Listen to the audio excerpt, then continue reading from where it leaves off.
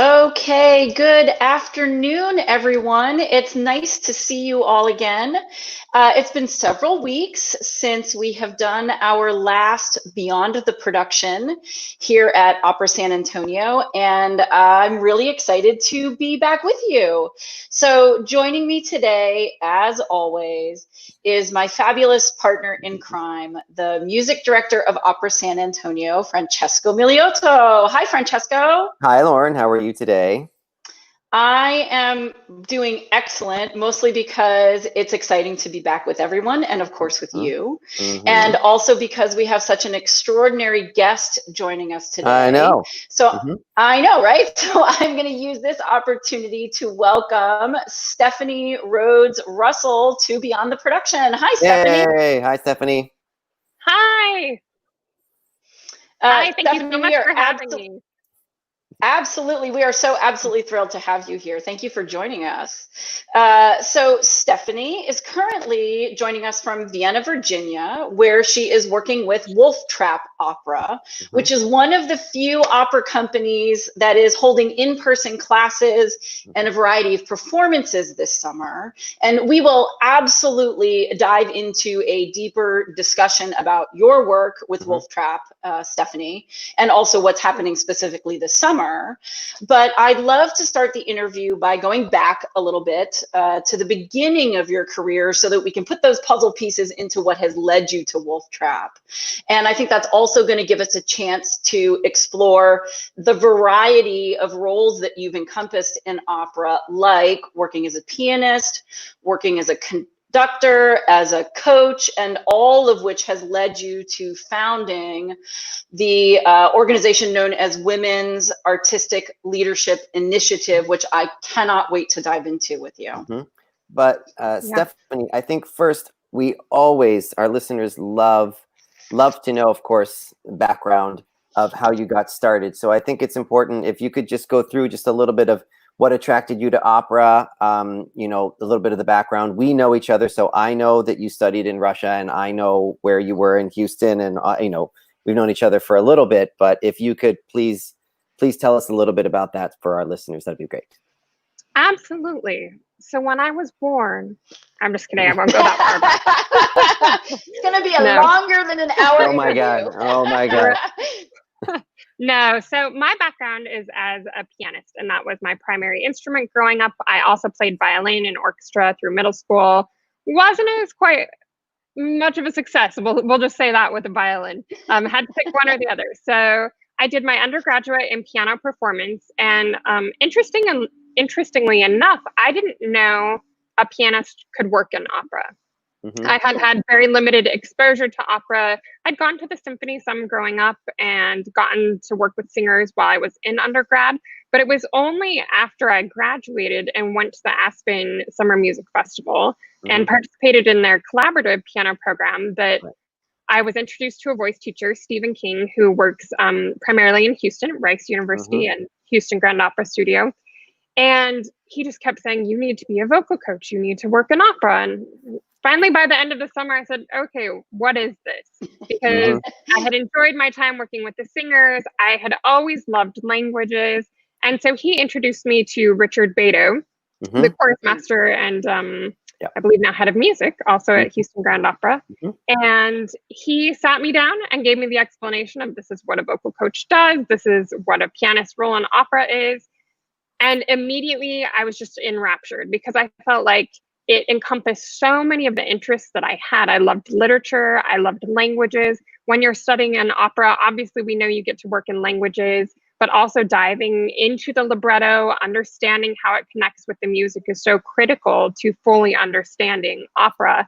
And then there's the historical aspect. So I don't think I need to convince any of us here that opera is a fantastic thing, but I found it revelatory at the time. And so I ended up taking a year off and just freelancing because originally I had intended to go get a master's. And instead I went and did a master's the following year in collaborative piano. Had the opportunity to study at the University of Michigan with Martin Katz. Go Blue. Love me some college football. and And it was there actually that I had my first exposure to Russian opera. I was asked to work on Eugene Onegin. And at the time I had background in both French and Italian language, but Russian was a new thing for me. So I started a really in-depth study of the pronunciation at that point first, because that's the first job of a coach. And then I followed it up with Russian 101. And that was the beginning of this fascination, romance, whatever you want to call it, that I have with the Russian language and the Russian repertoire. And I was fortunate enough after that, fast forward a few years, to go to the Houston Grand Opera Studio, where I was able to work on more Russian repertoire. And then actually spent some time in Moscow the following season as a Fulbright recipient, and simultaneously was able to work at the Bolshoi Theater, which was such a fantastic opportunity to really immerse myself in the language, but also in the music and the culture of the opera. Opera ties so much of that together. And so to have that experience there, and then I returned several times as well. And that was really helpful to continue building off of that once the foundation was laid. So this is feeling a little lengthy, but that was my introduction. And then, of course, a transition to conducting, which got thrown in there as well.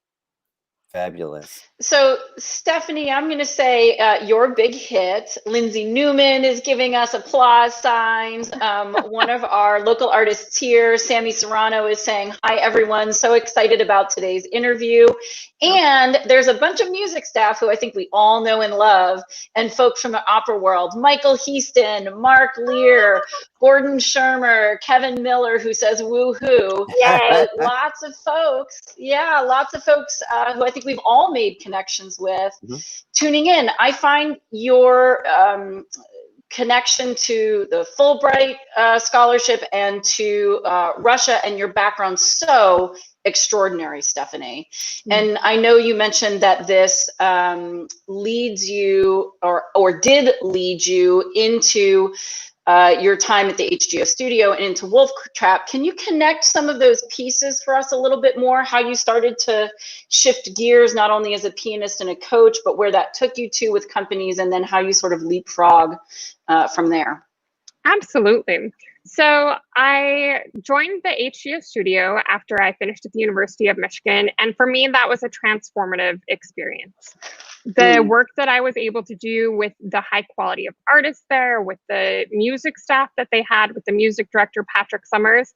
I had my first official conducting lesson with Patrick Summers, which is not a bad place to start. Wow.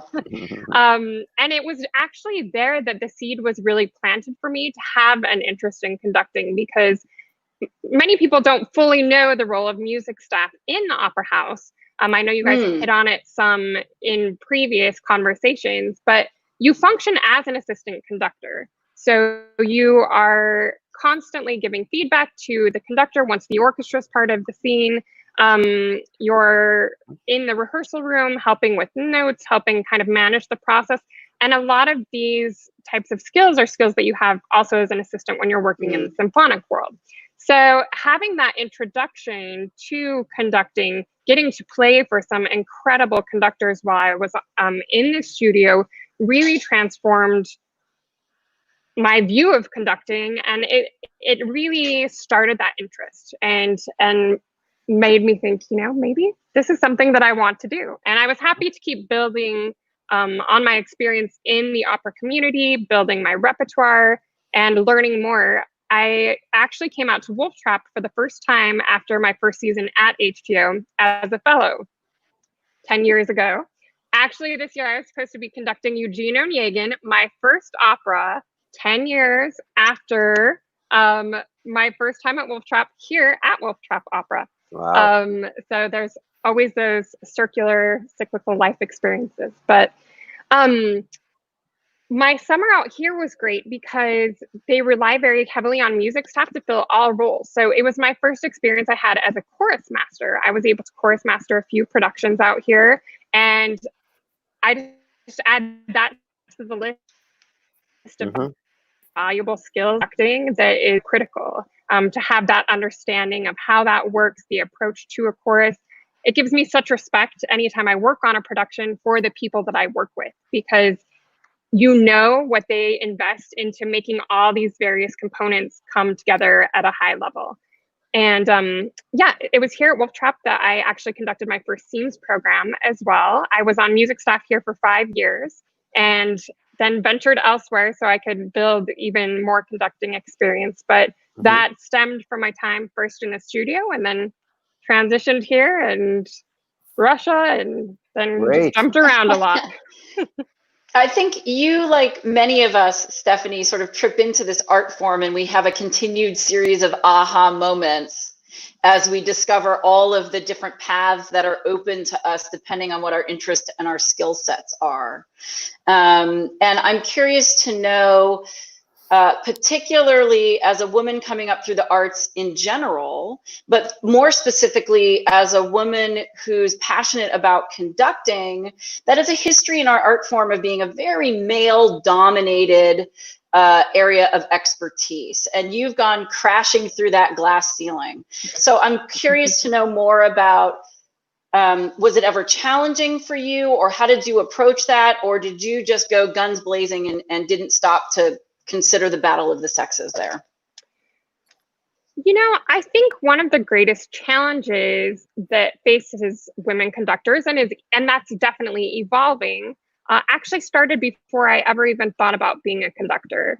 And that was the fact that I didn't see women conductors represented.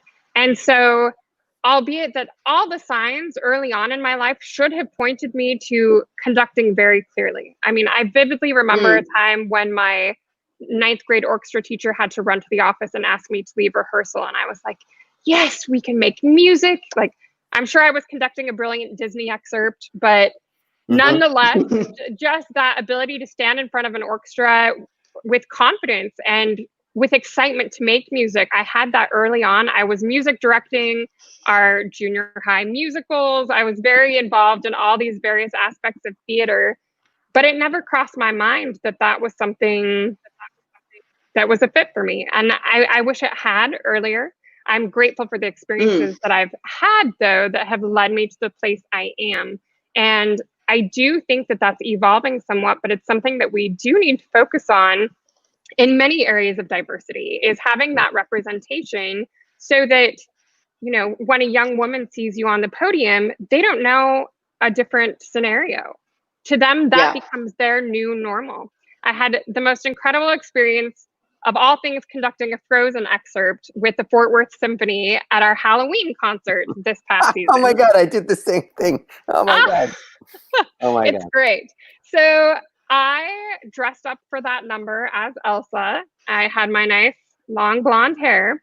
And afterward, we went out and greeted some of the, you know, children that had come to our family concert. And there was a little girl dressed as Elsa that came running up to me and just leapt into my arms. And I mean, human touch. Now just thinking of that memory, you know, in the COVID society, it's such a great thing. But she just said flat out, "You're my hero." And I know she was talking about Elsa. I don't flatter myself that she was talking about me. But nonetheless, she now associates like her hero as a woman on the podium leading an orchestra. Like, how incredible is that as far as just a perspective shift, right? Now, hopefully she aspires to conduct more things beyond Frozen, but it's a good start. Fabulous. Okay, well, your vision and your commentary, Stephanie, is clearly resonating. Alan Judson is giving you applause. David Portillo is saying, love seeing all of you. Yay, Stephanie. David. Lindsay Newman is saying she's a guns blazing kind of person for sure. I would agree, Lindsay. Julia Hammond's asking a good question. Where are you based, Stephanie? And are you coaching online? I see people wanting to learn more and more about what they can do these days in our digital COVID world. Absolutely. So I'm currently based in what I fondly refer to as the Texas countryside, just north of Fort Worth, about 30 minutes in the Dallas-Fort Worth area. I'm a conducting fellow with the Fort Worth Symphony right now and entering my second season with them.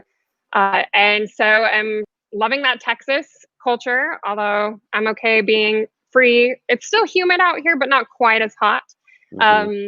And I do online coachings, especially language coachings. I've done a lot of Russian coaching. And interestingly enough, I know we're going to hit on this during this conversation, but our first 2 weeks of Wolf Trap here were spent entirely in quarantine doing only online coaching. So I don't know if that makes me an expert yet, but I've got that solid 2 weeks of navigating it.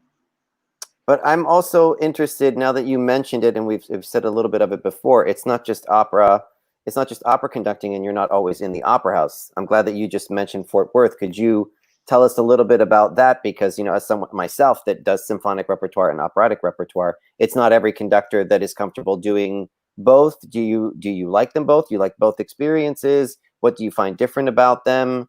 How did you get there? Just whatever you'd like us to know about your experience with that, coming from the opera house to symphonic repertoire as well. Absolutely.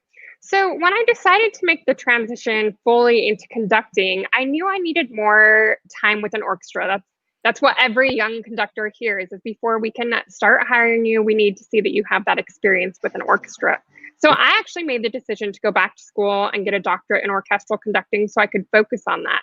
I also love thinking about technique, and technique to me is the means to express an artistic vision. And so you need to physically be able to convey what you have in your mind to create that art, to create that experience. And after spending my entire life dedicated to piano technique, I didn't think there was any chance that I could master conducting technique in, the 2 years that I had been conducting. And I think it will be a lifelong process, honestly. And it's something that I look forward to. But for that, I decided to pursue the symphonic trajectory because, first of all, there's more of a system in America in place for young conductors as assistants to conduct education concerts, to conduct community concerts. And also for me, it was important to focus exclusively on the orchestra. I had a lot of time coaching singers, a lot of exposure to that side of the production. And I had spent a lot of time around orchestras and the opera house. But for me, it's a different experience in the symphonic repertoire when you can really hone the details and not have all the moving elements. I mean, opera, it's fantastic because it's so collaborative. Yeah. And there's so much going on. And symphonies are so complicated in a different way, and the symphonic repertoire. And so for me, it's been very meaningful to be with the Fort Worth Symphony and to have that program. Miguel Haspedoya has just finished as music director there, but I had the opportunity to work with him during my first season. And, he's not only an astounding musician, but he is also very passionate about teaching.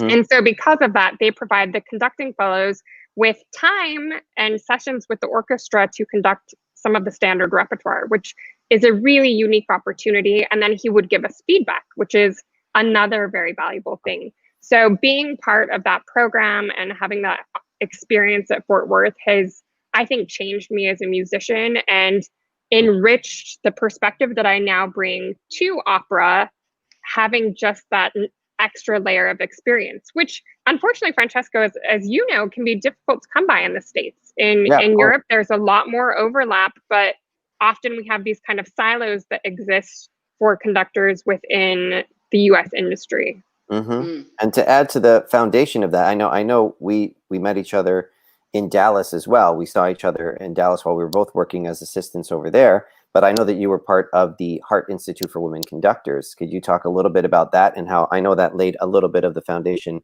before you went to Fort Worth? But if you could talk to us about that, that's one of the institutions that we love to support.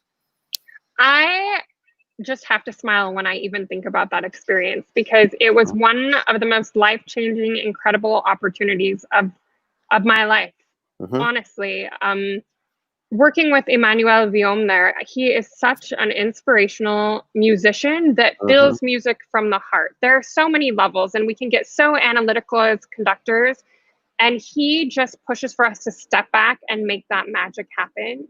And so to stand on a podium in front of an incredible orchestra like the Dallas Opera and to get that feedback from him meant so much. And actually, Francesco, that was my first experience conducting a professional orchestra. I remember you said that. I remember, yeah. Was at the Hart Institute for Women. Yeah, and it was transformative. I remember having the feeling during one of the excerpts that all of a sudden the orchestra was reading my mind. And I think conductors can all share that experience when you just find that wavelength where you're communicating so effectively with each other. And it's not just, I think sometimes people think conductors are up there just dictating, and maybe some are. It probably depends on people's personalities, but I think that collaboration, when you're able to help guide the music, but you're also allowing them the freedom to create, and having just those rare moments that happen when you're just totally in sync. I had one of those in Dallas, and from that moment on, I knew I needed to commit fully to conducting, because at the time I was doing work as an assistant cover conductor in opera and still playing some productions. And that program really changed my career trajectory, and also led to the founding of Women's Ally, which we mentioned earlier. Because my experience there was also profoundly impacted by the then CEO, Keith Cerny, who did a lot cultivating a business side of the experience in discussing how companies run, how a board is made up, all of these different elements of our career that we should be considering, marketing, branding. And as artists, we have so much that we have to learn, so much that we have to master, that sometimes those types of business skills get left by the wayside. And I find that very unfortunate. And so, not to just totally change topic to Women's Ally, but it's obviously something I'm passionate about. We focus on educating young women in business skills and leadership skills, because through my career experience, I really noticed a lack of representation of women in key leadership roles. And that's not just on the podium. And the more I dove into it, the statistics tell the story in every arts industry, be it film. Check out some of the amazing research the USC Annenberg Inclusion Initiative has done. It's mind-opening. And the more I got into this, the more I felt like, okay, our industry is discussing this and change needs to happen. But I really believe that sustainable change has to start at an earlier age with education. And so our goal is to give these young women in the arts, we take them from all disciplines and educate them in these kind of fundamental business skills, leadership savvy that can help them get their career off the ground earlier, more efficiently, and give them that leg up so they're prepared to step into roles and really lead effectively from day one. So it's a learning curve, but we host a summer leadership intensive where we kind of introduce them to a lot of these topics. And we also pair them with a mentor from their industry during that time, because I have found that so critical in my personal development. I've had amazing mentors along the way. Emmanuel Villon definitely being one of them from Dallas Opera. And that mentorship can really help you in a way that nothing else can. And learning from people who have gone before you is just so critical. So we pair each of these girls with someone that can help give them that life experience, that can help them open their network, whether it's, finding an internship that they might be interested in, or just cultivating this. So, and then we do follow-up educational events with them throughout the year so that we're creating a system of ongoing support rather than a one-and-done type of event. Our goal is to really build this network of women leaders that not only impact the arts industry, but their communities. There's so much that we can do within our own communities as leaders. And I think sometimes there are too many women that feel shy and need to be in the back seat a little bit. I think I was guilty at that through points of my career as a music staff member, just, doing my job, but then being content to just step back and not really take ownership for the direction I wanted to go. So a couple of people are saying some really wonderful things, Stephanie. Kelly Rhodes, I wonder if there's a relation. I may know her. Says such a gifted, talented musician and a model woman to follow in any endeavor. I would agree with that wholeheartedly. And Weston Hurt is saying Stephanie Rhodes for the win. I would agree. Weston, oh, this is great. It's so nice connecting. I wish I could be seeing them as well, but it's great hearing from these guys. So Stephanie, talk a little bit more about Women's Ally and where you all are now in this second season. So when you and I were chatting a bit yesterday, you were talking about going digital and how that's maybe changing the program a little bit this summer, but also where you are with the mentor process as well. Absolutely. So this is only our second year of the Summer Leadership Intensive, and we kind of used our first year as our beta test. How did we want to format the curriculum? And we had a group of 12 Ally Fellows. And this year, we just had our application close. And as you mentioned, we have decided to go virtual due to COVID. And that has enabled us to actually accept more Ally Fellows, which it's, making lemonade, I guess, if we're going to call it that, where we can actually impact more women because we don't have to coordinate so many of the logistics that we normally provide. So while we'll miss connecting with them in person, we have almost 50 women that have applied to participate this year. Wow. Which for Fabulous. our second year experiencing that kind of growth, I think it's just a testament to the need for the program. And so we're really excited to be hosting them. We, as I mentioned, have this Mentor Alliance. And so our next step after we finish reviewing all these applications is we interview each young woman because we really want to know them. We want to get a sense for where they are in their development, what their career trajectory is going to look like, or what they envision it looking like. We all know career trajectory shift. I'm a great example of that. But once we have a sense for that, we then go to our networks and we try and find someone that we feel like would be a really great match for them, that could help guide them in their next stages and kind of show them the ropes. And so we're now going to be at that stage in the next week. And our mentors are all volunteers. So if anyone is watching this feed that is interested, we take both male and female mentors. I feel like it's really important that men are part of this dialogue for change. I don't think it can be just a women's effort only because we're all in it together. So I really encourage that type of involvement as well. And if there are people interested in mentoring, essentially we create sessions that will set up a virtual workshop for them to meet their mentor. We have a set of guidelines. And one thing we really promote is that the Ally Fellows take ownership of contacting their mentor, putting in the effort, because that's how it is in the real world. And we don't want to create some false reality for them. You know, if I want some advice from somebody, I'm going to ask them for a coffee or a lunch and ask them questions. And it's important that they understand they need to take that kind of initiative. So we give them guidelines. These are the expectations. You're going to reach out. You're going to put in this effort. And then we encourage them to do quarterly follow-ups and try and keep it as natural a relationship as possible, so that it's a very organic experience. And also so that it's not the mentors just trying to have to convince them that they need this information, but the girls really stepping it up and acknowledging that the mentors have knowledge that they can benefit from. Oh, that's so wonderful. Such an incredible thing that you're doing. But also another incredible thing that you're doing is actually doing stuff with people and making music with people where you are.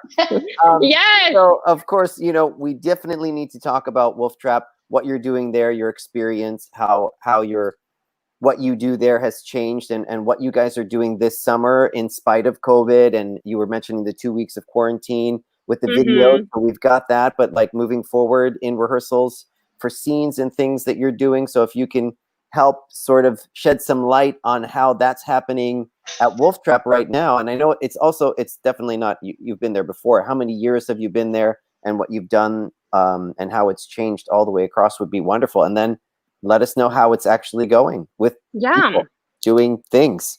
Absolutely. So I'll talk first about the COVID situation, because I think it's a really fascinating one for everyone in the industry right now and how it's being navigated.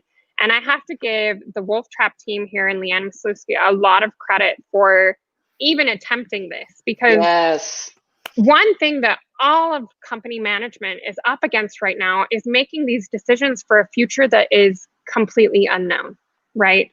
So they had to make this decision that we were going to have this experience quite early on in the whole COVID process. And they have been very innovative and incredible job at outlining and prioritizing everyone's safety, which I think is the first and foremost concern. While we all want to be creating art, we all want to be healthy, and we don't want to jeopardize anyone. So as you mentioned, and as I hit on earlier, when we flew in, we had 2 weeks of quarantine, and the guidelines for how we were to navigate that were about 18 pages long. And, you know, the do's or don'ts, just so there was no questions. And it was great interacting with everyone we've used Skype, Zoom, all these different mediums to coach, to have these various discussions.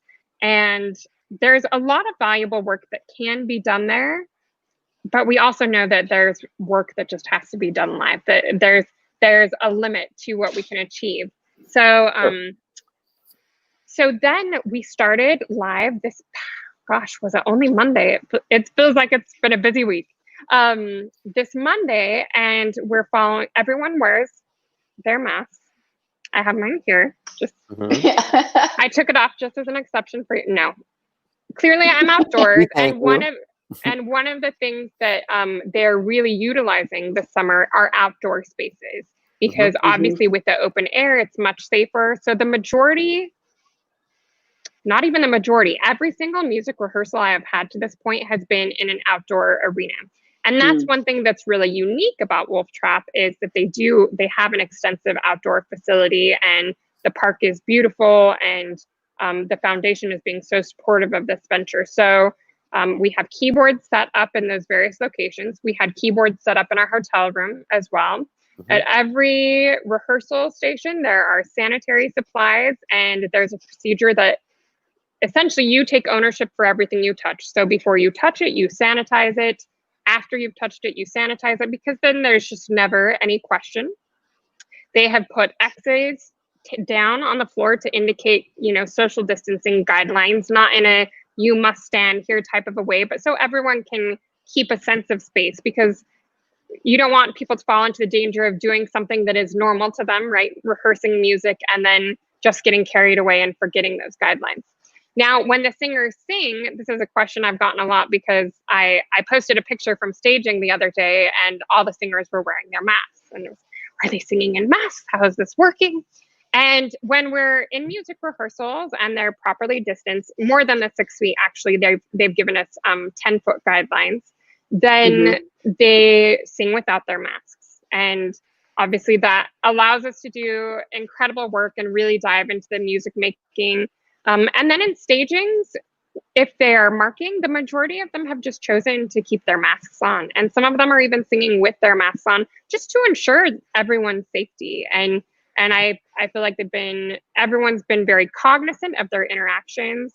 I'm working on a program that is made up of scenes from 2 of the main operas that were to be done this summer, Bohème and Eugene Onegin. And so we are doing several major excerpts from those, and working with the director, Crystal Manick. And she's been great about taking this new kind of challenge. Yay, and yeah, go Crystal. It's really incredible, because obviously we're keeping space, and there are so many moments where you just want that physical contact. And so it's a matter of figuring out how you can create that sensation. And I think it's really this combination of the music, you know, helping carry that. And also she's just really navigating it beautifully. So there obviously won't be a live performance, but we'll be recording it, and they'll be preparing it for a streaming performance, which yeah, it's wonderful, because the artists that come here are still in a very formative part of their career. And so one of the reasons they felt strongly about continuing this program is there's the educational element. And they really wanted to give these artists some of that experience still. And, you know, they've been very sensitive to any artists that weren't comfortable with coming. No one obviously was required to come. And they've been really great about checking in with everyone too, having individual check-ins, group check-ins, just to ensure that everyone is comfortable with how things are going. But for the most part, I think everyone is just so thrilled to have the opportunity to make music and to be working, that it's been a very, for me, inspiring process. I have to say, this whole COVID mess has really like wreaked havoc. But in a lot of, I feel like it's allowed for some really big perspective shifts. And for me, one thing that I've really valued in being here is, to me, as a conductor, at times you get so caught up in the, analyzing the harmonies and the structure and all the fascinating things.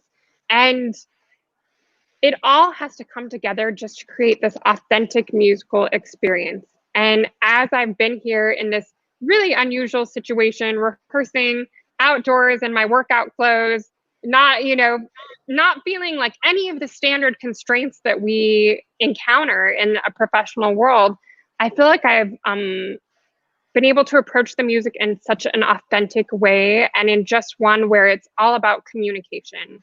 Because at the end of the day, that's what we're here to do, is to share, to communicate, to create an experience. And that's the magic of music. And it's so easy to get caught up in the business and the hustle and all of these things. And to really just bring it home to that has been fantastic. I do have a question. Are they doing testing for anybody, or if someone feels like they've got symptoms or anything like that, what happens in that situation of the 18 pages? What happens there? Absolutely. On page 11, no. There we go. So every day that we come in, we first have to do a temperature check, a no touch temperature check. They take everyone's temperature, they review symptoms, and we sign in. And if you leave essentially the Wolf Trap campus, then you're required to check in again, so that they're constantly monitoring that. I have avoided the section on, exactly what happens if someone shows COVID symptoms, because I don't want to show those symptoms. But I think the idea, first and foremost, that they have prioritized is preventing them. They do have procedures in place for should that happen. If you are feeling anything, obviously you're not on premises, and you go into a quarantine immediately until it's determined with a test that it's not COVID. So they have a lot of those type of procedures in place, but luckily I haven't had to utilize them yet. So great, awesome. We hope you never do. Right. Yeah, we not only do we hope that doesn't happen, but I'm sure I speak for many in the operatic world where we're taking our hats off to Wolf Trap for making this amazing work happen, and also really looking forward to seeing what they are able to produce online and the results of the hard work that you all are doing in a new way that allows us to share things digitally. I mean, it's a really extraordinary effort. Two things that have come in.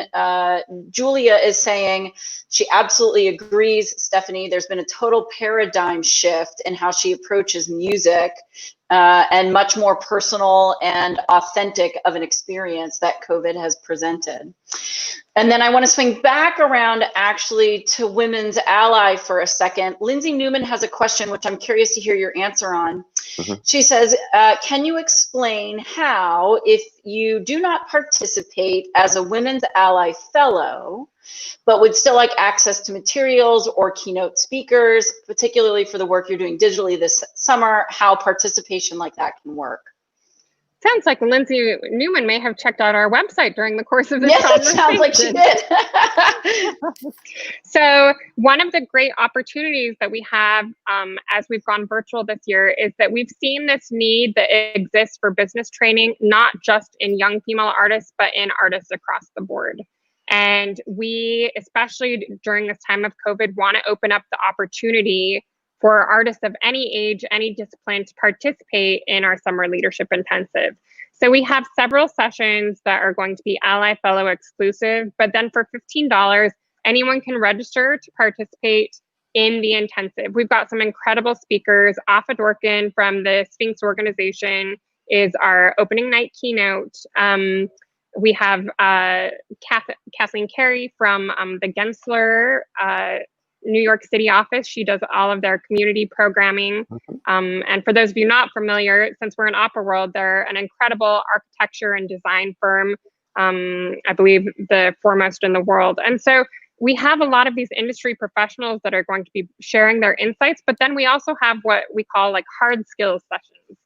We have an entertainment attorney that's going to be talking about contracts and just contracts 101, what to look for when you're signing a contract, COVID stipulations, you know, evaluating contracts in that term. If you're running your own studio, how are you going to set up your contracts? And looking into that, we're addressing negotiations, networking. We have, in our ally exclusive sessions, we have some leadership skills workshops, vocal presentation and communication workshops. But we have branding sessions that will be open for everyone. So we really just want to be there to support the arts community at large at this time. And this is one way we feel like we can help give back. So yeah, you guys feel free to join us, and anyone listening, you're welcome to sign up as well. Great. I'll be joining. There's information in there that I want to know, Stephanie. I think it's extraordinary. Oh my goodness. When the entertainment attorney started like brainstorming about what she was going to talk about, I was like, okay, you might have to go a little bit more basic because I'm already lost. You know, that's really interesting because there is so much emphasis, and all three of us have similar but different backgrounds, but there's so much emphasis on the art or how to break into the industry or how to join staffs and how to propel a career. And it doesn't always come part and parcel with how do you survive as a human being? What are your taxes like? What are the contracts like? What do you need to look for? That business brain or the business elements aren't always addressed in a clear and easy to navigate way. So having that as part of what you're doing with Women's Ally, I think is really phenomenal. Great job. Yeah. Honestly, I'm going to learn a lot. We hope that at some point it's not Women's Ally anymore, that we can just support all artists when we see that representation shift, because everyone really could benefit from this type of education. 100% agreed. 100%. Absolutely. Well, Stephanie, I just have to say that I think you are an inspiring artist, an inspiring leader. I feel so grateful to have worked with you and to still know you and to be able to share you with all of our viewers, those who are watching right now live, and of course, anybody who chooses to tune in to this interview, which will be kept up on the OSA Facebook page, the YouTube channel, and we catalog them on our website as well. So we can continue to get, you know, lots of good feedback and continue to share your amazingness with the world, even post-interview. But that's my long-winded way of saying thank you so much for sharing your work and your vision with us today during this interview. Thank you. Well, thank you so much for having me. It's just, it's so fantastic connecting with our arts community and all of the arts lovers and supporters out there. So thank you so much for having me. Absolutely. And I have to say, yay, Texas. So when we are all back here and when we all can meet in person and be healthy and safe, we will absolutely be able to try to find a time to get together in person. That would be phenomenal. Absolutely. Barbecue. Yeah. Okay, done. Sounds like a plan. Fabulous. Julia is saying, may I please... sorry. Julia is saying, may I please have a email for Ms. Russell? I'm going to direct you, Julia. Actually, check out either Stephanie's website, which you can find her. You literally just Google her name, or Women's Ally, and that there is good contact information on both of those platforms. Kelly Rhodes is saying, wow, such a fun, great program. And yay, she just clicked through to find the program on Opera San Antonio. Thank you, Kelly, for supporting us. That's phenomenal. Great. So until we can meet in person, I'm going to encourage our audiences to continue to take advantage of the digital opportunities that we're creating here at Opera San Antonio. One of them will be the continuation of this interview series, Beyond the Production, which is going on a bi-weekly format for the next couple of months. So the next time we will join a guest for this program is on August 31st. But in the meantime, we also have a weekly educational video series. Now, that also occurs on Fridays. So our second video in that series will be aired later today at 2 o'clock. Again, that'll be on the OSA YouTube and Facebook channels. So please continue to tune in with us. We're making a concerted effort to not only share the extraordinary talents and visions of people like Stephanie, but to continue to have a voice within our industry and within our community here in San Antonio. So for those of us watching now, we say thank you. And for those of us who are watching in the future, we say thank you. It's been so wonderful to spend this hour with you, Stephanie. So great. Thank you so much. Thank you. Our pleasure. Thanks, Thank you. everyone. Have a lovely Friday afternoon. Take care. We'll see you in a couple weeks. Bye-bye. Thank you. Bye.